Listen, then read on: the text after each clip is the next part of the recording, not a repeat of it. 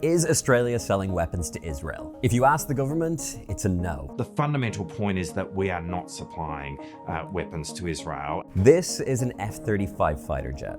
And according to its manufacturer, the American arms company Lockheed Martin, it's the most lethal, survivable, and connected fighter aircraft in the world. You may have heard a lot about it lately, as right here in Australia, we make some of its parts, and because it's one of the jets used by the IDF.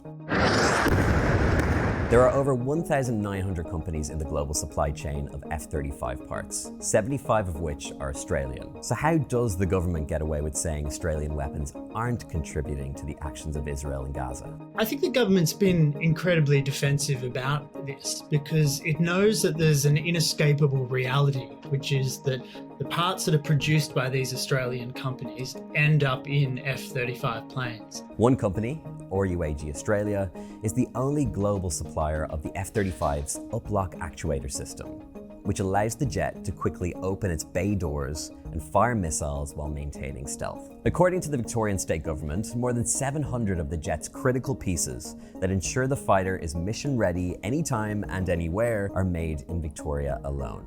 And it's not just planes that are operated by the Israeli Defence Forces, it's all Western allies. But as much as it says that it doesn't supply arms directly to Israel, and that these components aren't weapons themselves, they're components of something that could be a weapon or it could be something else, they can't get away from the fact that the parts actually end up in the fighter jet. It comes as Germany, the second largest supplier of arms to Israel, has stopped its exportation of military equipment. So they've made a decision that they're going to stop doing that. But the F-35 program, their contributions continue. So what the Australian government is saying is that, well, we can't take the same action as what Germany have done here because in their view, they're not supplying any arms directly to Israel. While the legal question may be what constitutes a weapon, the moral question is, if you know where some of the parts you manufacture will eventually end up, are you partly responsible for any potential devastation they cause?